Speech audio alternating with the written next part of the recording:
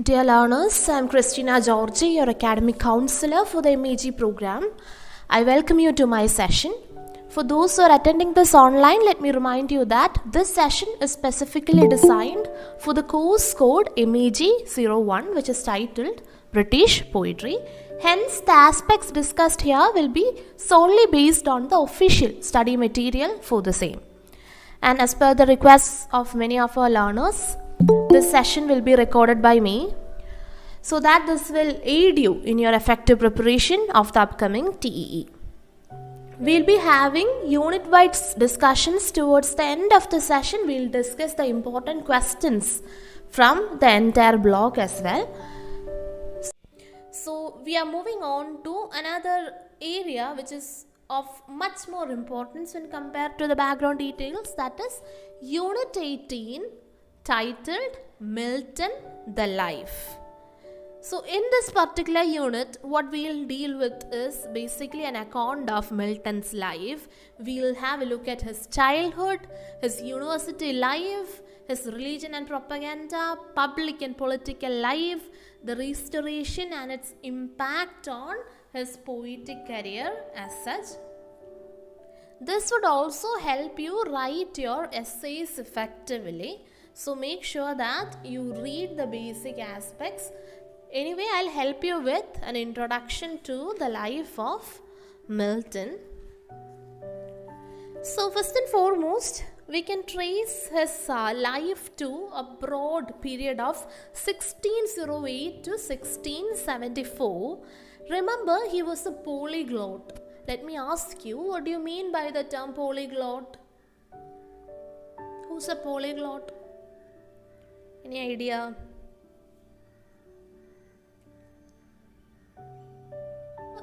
Have you ever heard of this term polyglot?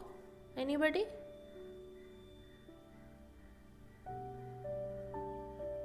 Yes.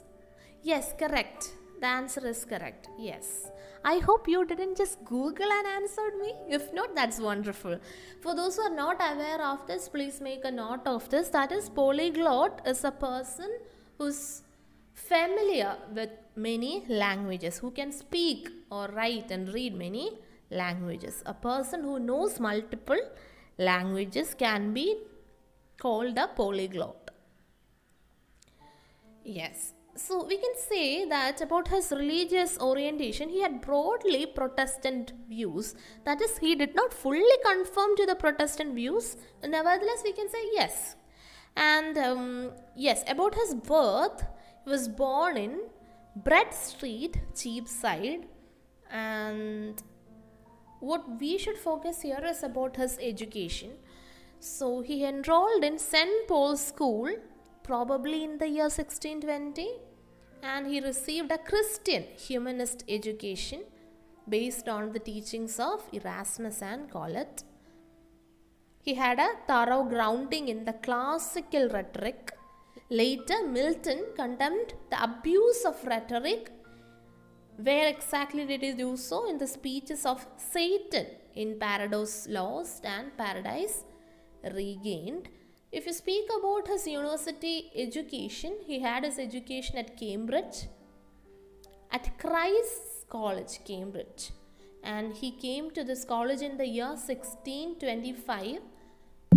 And one interesting aspect is that because of his hair and delicate manners, he was called the Lady of Christ. So this is one common question that pops up here and there with respect to any objective examination conducted for English literature.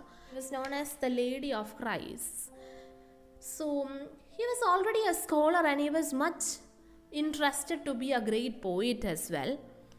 And we can say that his earliest formal poem is probably Ode on the Death of a Fair Infant Lying of a Cough. Just keep that in mind. You don't have to by heart or anything. And he started writing. Yeah, we'll deal with that in the next unit. Anyway, I'll give you an orientation, an overview. During his Cambridge years itself, he had written the first of his Latin elegies, What do you mean by an elegy? Yeah, that is a poem that would lament the death of a person. Yes, we'll study an elegy in the next session. Perhaps we'll study Lycidas. While we study that, I'll explain this concept in detail. So at Cambridge, Milton was on good terms with Edward King and befriended him actually. So do you have any idea who this Edward King is? Have you ever heard of this name before? Does he have any significance to any particular poetry from Milton?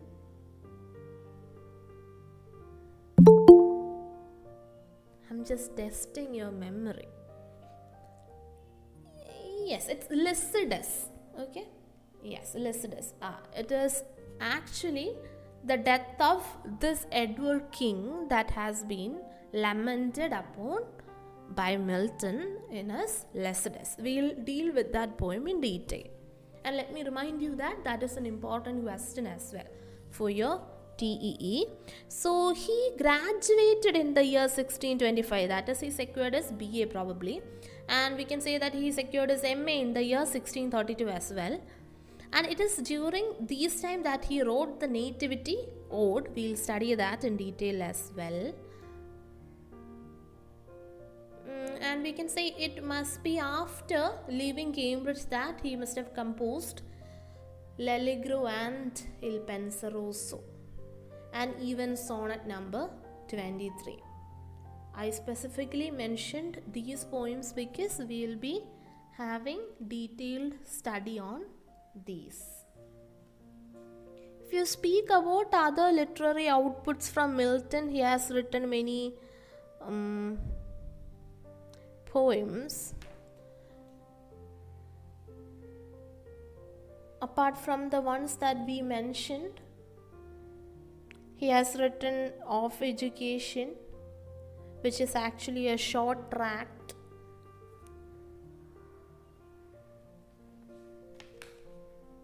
Then we'll study, when we study Milton's prose, that he has written Aeropagetica in the year 1644, Iconoclastus.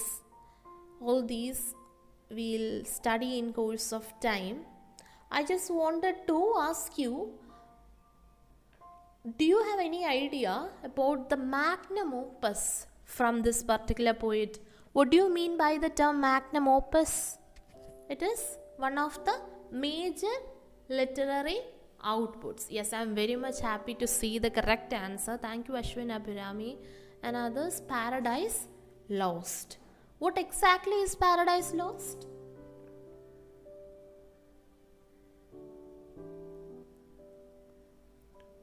It is a literary epic poem written in blank verse. Alright.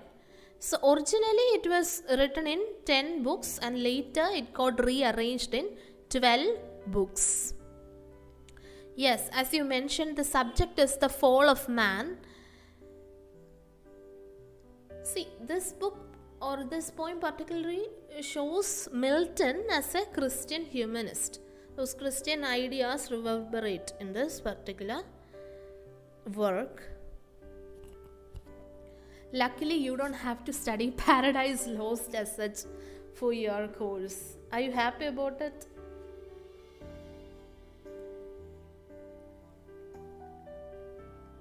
Yeah, that would be an honest answer to say you're happy. Nevertheless, if you're interested, you can always have an understanding on Paradise Lost. That is, once you study Milton, that would be something that would always be praised as if his magnum opus, right? So if interested, you can still, maybe read or have an idea, read about the background or the chief features or the aspects of Paradise Lost when you get time, alright?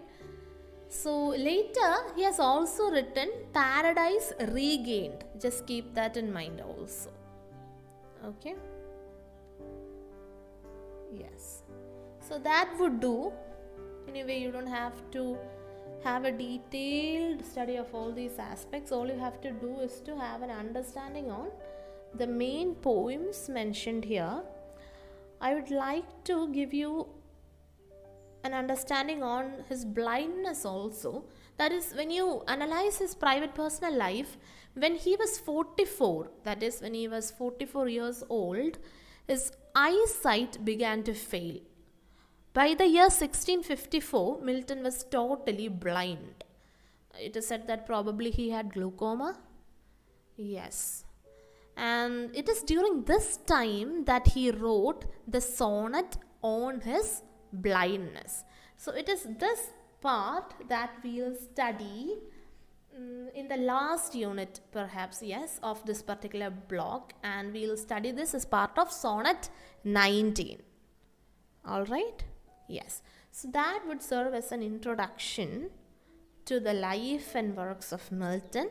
For detailed understanding, I request you to invest some time to read the detailed description given in Unit 18, which is pages 16 till 20 of your coursework.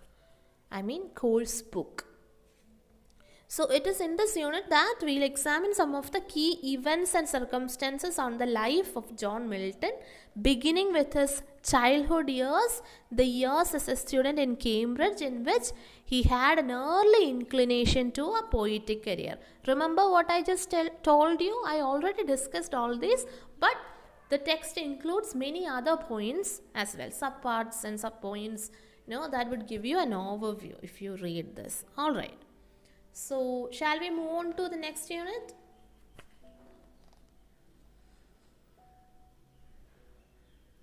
So, Unit 19 would give a survey of Milton's lesser poems and prose. What do you mean by that? You just have to have a overall idea. We never know. Maybe they'll ask some annotation question maybe from these two poems. Generally, it is the other poems in units 20 and 21 that are very often asked for your examination. So, if you look at page number 23 of unit 19, they have given an introduction to these two small poems. That is, they have said that the date of Milton's decision to become a poet cannot be determined with any accuracy. Why is that so? While we looked at the life and works, we came to know that even during his school days, he started writing, right? And it was during the Cambridge days that he got established as a known poet. The verse paraphrases of Psalms 114 and 136 are the earliest extant poetic pieces from Milton. And we can say that they date from his final year at St. Paul's School. So, during his last year at school, he wrote some verse paraphrases of Psalms. What do you mean by Psalms? It's a book in the Holy Bible. So, it is based on Psalms 114 and 136. Remember, they are from the Christian background? Yes. So, he started writing these, and later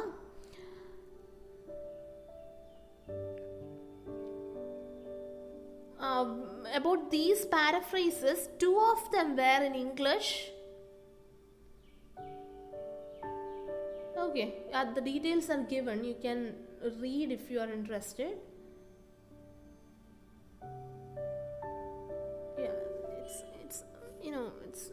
You can read. It's fine. So, during his undergraduate years at Cambridge, he wrote a lot of Latin poetry. So, there were only two English poems that can be traced from this particular period. Which are they? One, on the death of a fair infant. Two, at a vacation exercise. So, these are the two poems that are mentioned in your study material in unit 19.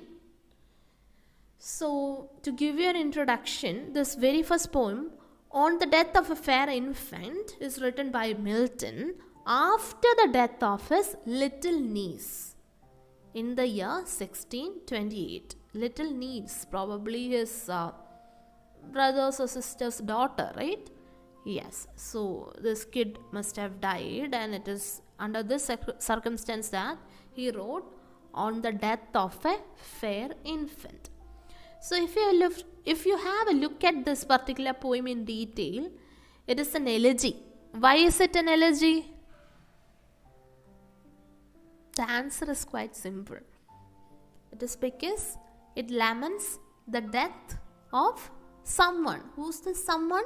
The niece. Alright, yes, good. So it is probably a baby, niece Anne Phillips, that is the name given.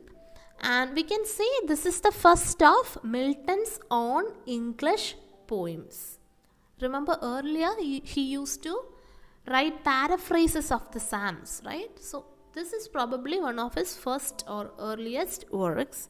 So who is this poem addressed to? This poem is addressed formally to the infant for most of the part. And later the poem follows an already well established tradition of the allegorizing and Christianizing of classical myth. The classical myth is used in a Christian context here. So in the poem, Milton allegorizes the child's death as being at the hand of winter. So here, hands of winter, this could denote a personification, right? What do you mean by the term personification? I suppose you are aware of the literary devices. Literary devices, yes. Personification would mean attributing life to an object. Yes, person's quality to an object. Yes, treating an object as if a person with feelings, yes. So here that is what happens. That is, Milton has personified here, winter got personified here as a cold being seeking the warmth of love. So the child herself here is transformed into a divine being who in her death and in her innocence will now serve as a medium between a sinful humanity and a wrathful God. Between humanity and God, she would serve as an innocent medium. So this is what is mentioned here. Later we can see that the poet turns to address the mother, and it is during the last stanzas of this particular elegy that the mother is mentioned, and he starts to address the mother. The purpose is basically to console the mother. Remember, the child is dead and probably the mother will be sad, and hence there is a need for consolation. So Milton consoles her with the thought that if she bore this loss in the spirit, she would be rewarded with another child, probably a son.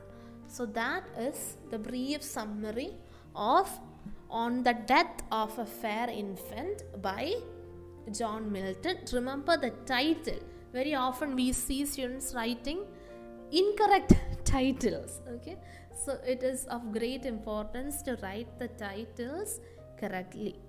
Alright, and when you write a work's title, how do you write it? When it's printed, we italicize it. But in your answer paper, how will you write it? Any idea? Yes, that is the correct way. Yes, work's title can be written using inverted comma. Alright, yes. If you look at the text also, they have used quotation in order to address the work. You don't italicize and use quotation simultaneously. You do either of the two, but when you write using your own handwriting, it won't be evident if you try to italicize. So we use quotes instead. So the next poem mentioned here is At a Vacation Exercise. This is probably a short poem which is also interesting. It is written in the month of July in the year 1628. So this is about English language actually. He wrote this poem to affirm his devotion to English. It was also the first instance when Milton was to make a public declaration of his poetic ambition. Remember, it was as a result of the poem titled at a vacation exercise that he proclaimed or made a public declaration of his poetic ambitions. The poem is a part of a Latin prose speech that he delivered to the festive assembly marking the end of the college year. During the end of the college year, he delivered a speech, and it is part of this that he made such a proclamation. He interrupts the speech with the poem to hail native language. What is the native language mentioned? English. Okay, and he went on to declare how to use it. If you could refer to page number 24 of block 4 of your course book, you can see the long proclamation. Okay, so if interested, you can go through that. Not just if interested, because it is ideal to go through those lines given in the textbook, because especially within the study material, I hope you know that it is in the appendix that the whole poem is provided to you. But if they have mentioned line by line explanation within the study material, that is within the unit itself, then those are very important. Why is it? Is because if you have had a look at your question paper, if not, we'll discuss towards the end of our counseling sessions.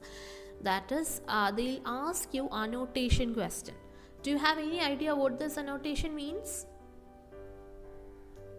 If you have started writing your assignments, you would be having an idea. They'll give you few lines and you'll be asked to write about it. Have you seen such a thing in your assignment question paper? Anybody who has written assignments genuinely by reading the question paper would certainly have seen this. I spoke about this in detail in my previous course orientation session also. So take up assignment writing seriously, not just about this paper. This is applicable to all the papers. Yes. So if you look at the major sources and influences of what? Of Milton's writing, alright? Yes. So if you look at those things, one major source would be what? From what we have discussed so far, what do you think is a major source? Did you notice the influence of one particular religion, religious text, or religious characteristics in his writings? Yes, correct. So the influence of the Bible was very much prominent in Milton's writing. Its imprint is evident directly or indirectly in almost all of Milton's writings. So its presence in his work is thus as much of its theological and mythological content. That is, it is very much used in his writings. Biblical motives and concerns are evident in his lesser poems too. And remember the case with Paradise Lost, even the theme or the entire poem centers around the biblical aspects, right? Yes. Same is the case with the first major lyric, that is on the morning of Christ's nativity. We will study that as part of unit 20, I believe. Yes. So the 16th century readers would have been intimately familiar with biblical themes like the Genesis story of the fall of man. See, this was what later became the subject of Paradise Lost as well. Readings in classical literature would probably have been an influence, perhaps. Homer, Ovid, Virgil, Longinus, Horace, etc., right? Yes, the Greek poets such as Aristotle, the Latin poet Longinus, etc., would have served as an influence. The influence of the shepherd calendar is evident in Milton's pastoral poems. So, two questions. Who wrote the shepherd's calendar?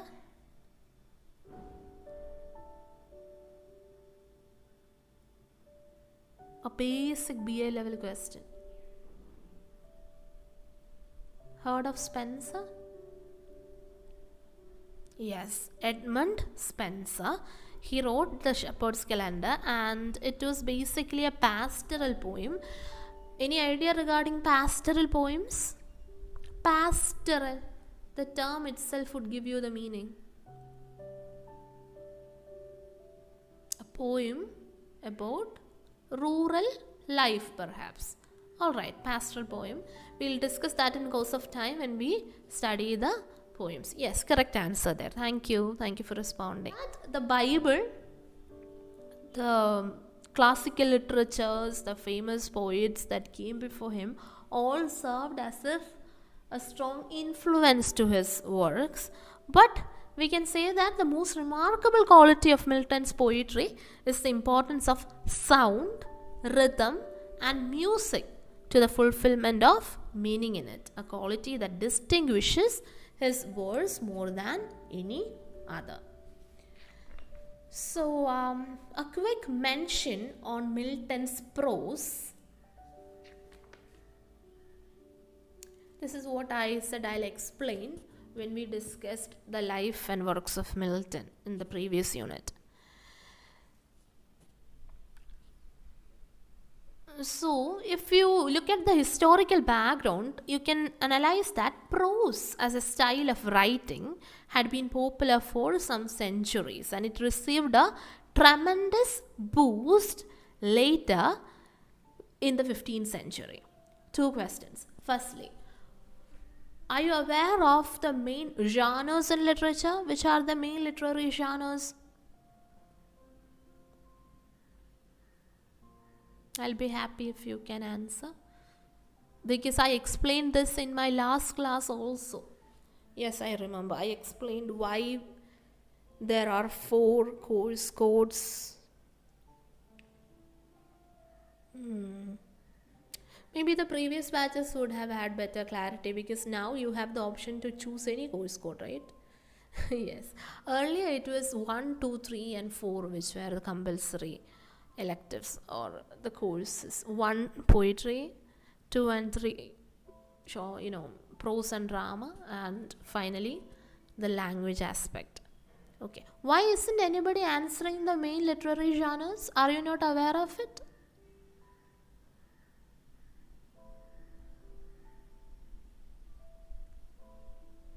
I'm surprised. The main literary genres.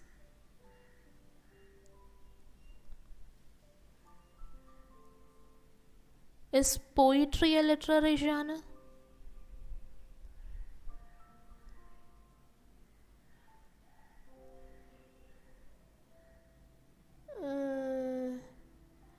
I saw the answer. It is partly correct, and some of those are subcategories also. Okay, since none of you have answered, I don't know the reason why you are silent. Is it because you are not aware of it? If so, it's surprising, because it is MA English that you're studying. Okay. I understand you have some idea. Maybe you lack clarity. It's okay. I can help you with that. All these are correct, but some of these are subcategories. Okay.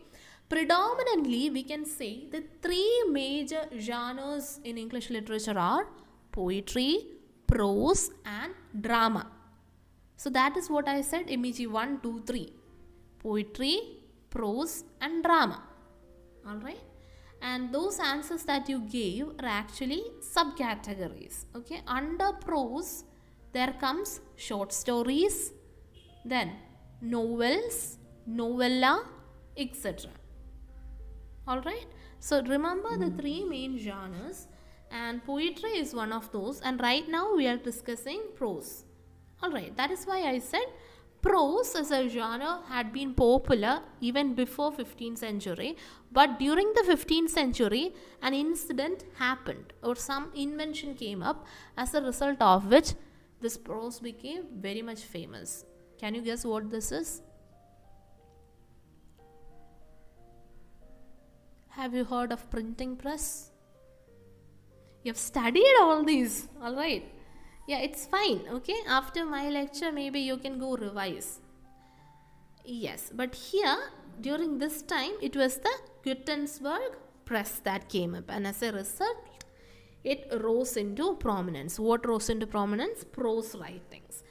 Another important aspect is that earlier there was the patronage system.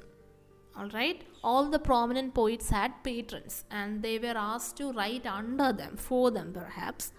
But later they were introduced to a market system by which readers buying their books directly supported the writers. So they got more freedom, greater freedom in what they wrote. This can be considered as if another reason for the rise of prose during this era.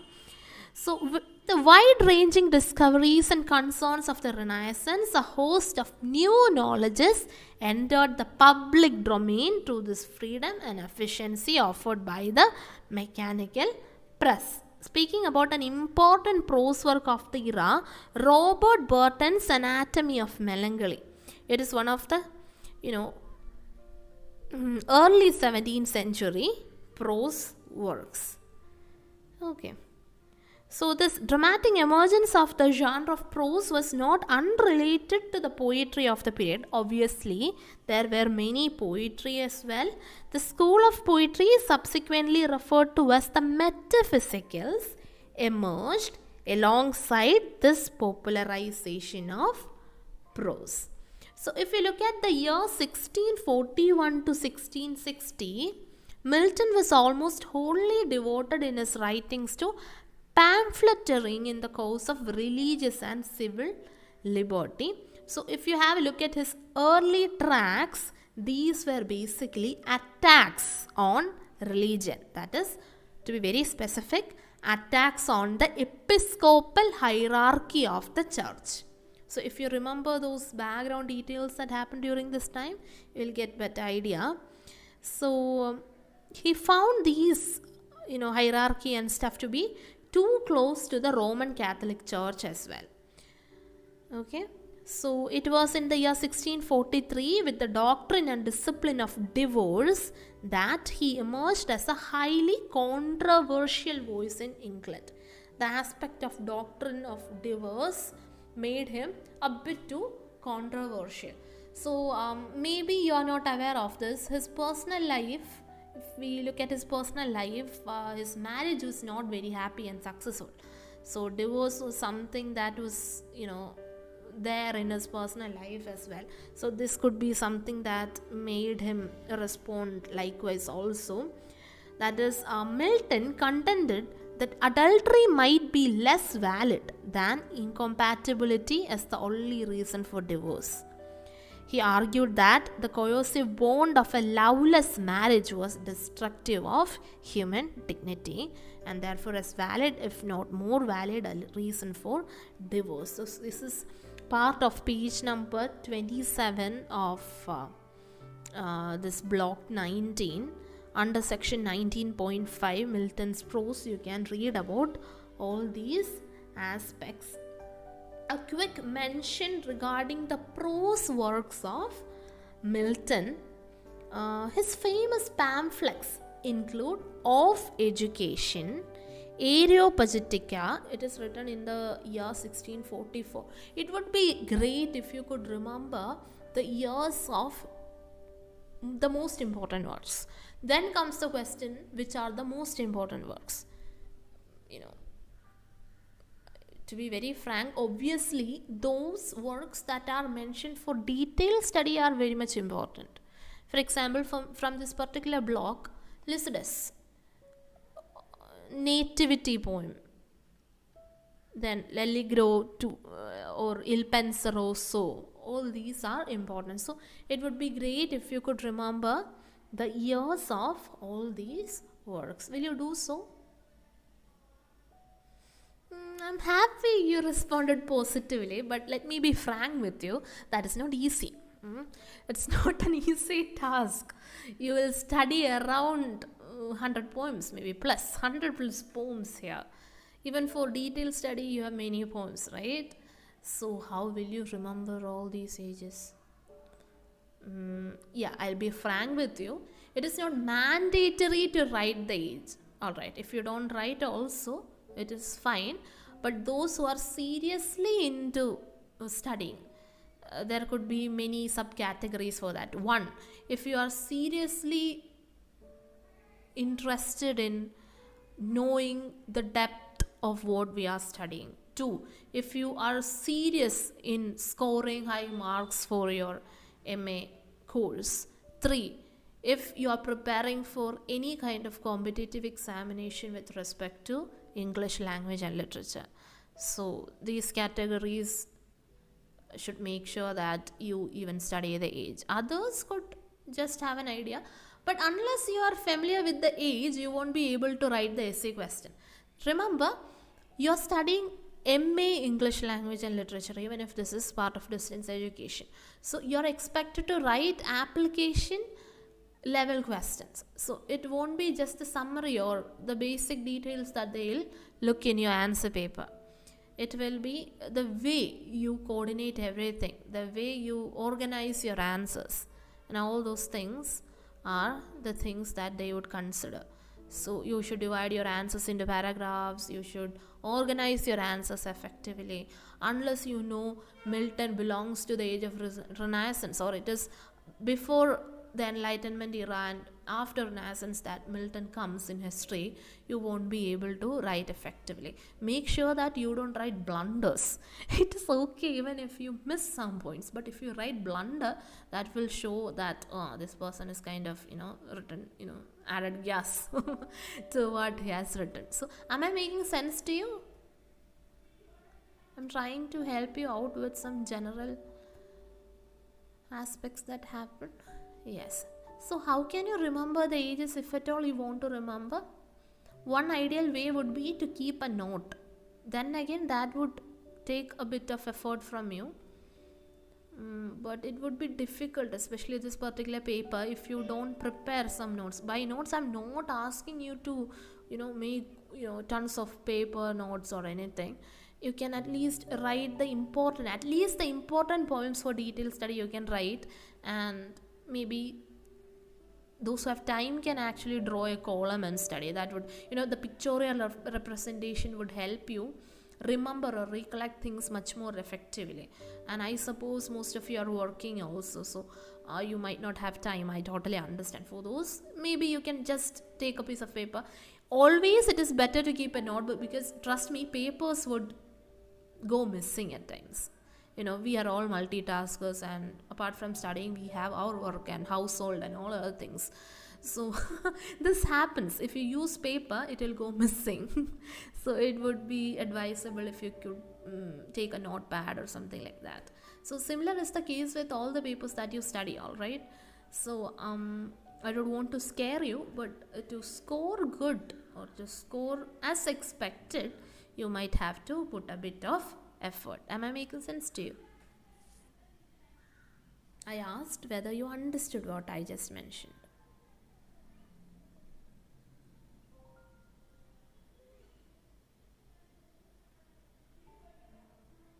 Yes,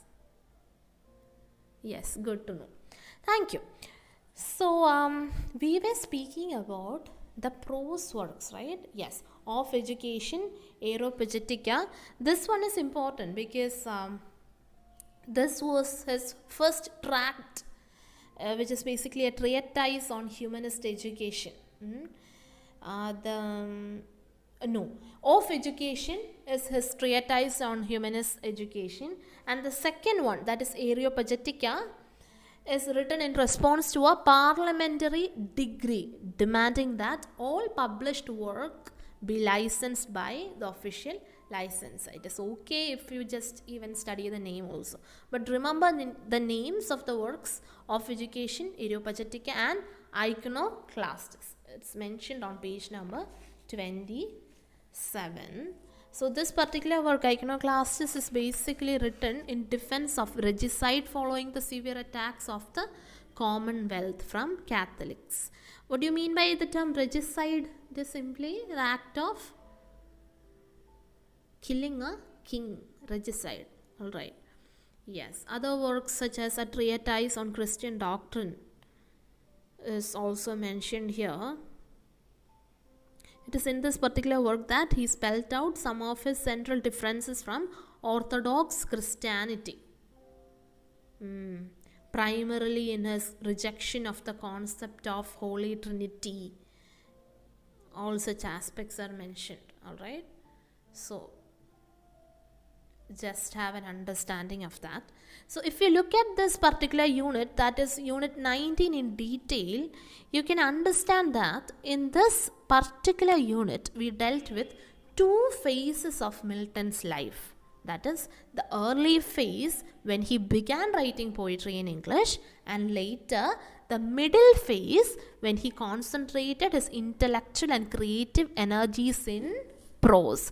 Earlier it was just poetry, and towards the mid part of his career he wrote certain prose works as well. So this unit also attempted to draw out the relations between Milton's prose concerns and his poetic oeuvre or his literary output.